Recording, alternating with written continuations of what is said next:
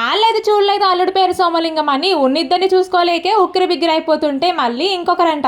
ఇంతకీ ఏం చెప్తున్నానో అర్థం కాలేదు కదా. నాకు అర్థం కాలేదబ్బా అసలు. నిజానికి అసలు ఏం జరిగిందంటే 2 రోజుల కింద మా అక్క అంటే మా తోటికోడలు ఫోన్ చేసి, ఏంటి నువ్వు ప్రెగ్నెంట్ అంట కదా, మాకు చెప్పలేదేంటి, డెలివరీ అయ్యేదాకా చెప్పొద్దనుకున్నావా, ఊరందరికీ తెలిసేదాకా మాకు మాత్రం తెలీదు, ఎందుకు అలా చెప్పలేదు అని అడిగింది. నాకు తెలియకుండా నేను ప్రెగ్నెంట్ ఏంటబ్బా అనుకున్నాను. ఇది ఇక్కడితో ఆగిపోలేదు. మా రిలేటివ్స్ ఇంకొకరు కూడా ఫోన్ చేసి, నువ్వు మళ్ళీ ప్రెగ్నెంట్ అంట కదా, అబ్బాయి కోసం చూస్తున్నారేంటి అని అడిగింది. ఓర్ నాయనో, నాకు తెలియకుండా నేను ప్రెగ్నెంట్ ఏంటబ్బా అనుకున్నాను. తీరా అసలు విషయానికి వస్తే ఏం జరిగిందంటే, రీసెంట్ గా నేను మన ఛానల్లో PCOD to pregnancy journey videos పెడుతున్నాను కదా. అయితే అది మా రిలేటివ్స్, ఫ్రెండ్స్, చుట్టాలు అందరూ చూస్తున్నారు.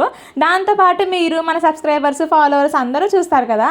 అయితే వాళ్ళందరూ ఏమనుకున్నారంట, నేను ఇప్పుడు 3rd టైం ప్రెగ్నెంట్ ఏమో అనుకున్నారంట. మామూలుగా అయితే మా అక్క ఇది PCOD to ప్రెగ్నెన్సీ జర్నీ చెప్తుందిలే వీడియోస్ లో అని అనుకుందంట. కానీ ఊర్లో ఉన్న వాళ్ళందరూ, తెలిసిన వాళ్ళందరూ వచ్చి మీ తోటికోడలు ప్రెగ్నెంట్ అంటదా అని అడిగేసరికి ఇంకా తను కూడా కన్ఫ్యూజ్ అయిపోయి నేను నిజంగానే ప్రెగ్నెంట్ ఏమో అనుకుందంట. ఇది ఇక్కడితో ఆగలేదండో. ఈ మన ఫాలోవర్స్, సబ్స్క్రైబర్స్, రెగ్యులర్ గా చూసే వాళ్ళకి తెలుసు నేను జర్నీ షేర్ చేస్తున్నానని. కాకపోతే కొత్తగా చూసే వాళ్ళు మాత్రం, ఆల్రెడీ మీకు 2 పిల్లలు ఉన్నారు కదా, మళ్ళీ ప్రెగ్నెన్సీ ఏంటి, బాబు కావాలనుకుంటున్నారా, అందుకే ఉంచుకున్నారా, మీరు మళ్ళీ ప్రెగ్నెంటా అని అడుగుతున్నారు. కాదండి బాబోయ్ అని ఎంత చెప్పినా మళ్ళీ మళ్ళీ అవే కమెంట్స్. అయినా ఈ రోజుల్లో ఒప్పుకుంటే ఒకరితోనే సరిపెట్టుకోవచ్చు కానీ ఇద్దరితో వేగడమే చాలా కష్టం. ఇంకా ముగ్గురినేం పెంచుతామండి. అయినా ఈ రోజుల్లో లక్షలు LKGలకి UKGలకి పెట్టాల్సి వస్తుంది. ఇలాంటప్పుడు ముగ్గురిని, నలుగురిని ఏం కంటానులే గానీ అన్నట్టు. ఎగ్ బిర్యానీ ఎలా ఉందో కమెంట్స్ లో చెప్పడం మర్చిపోకండి. వీడియో నచ్చితే సబ్స్క్రైబ్.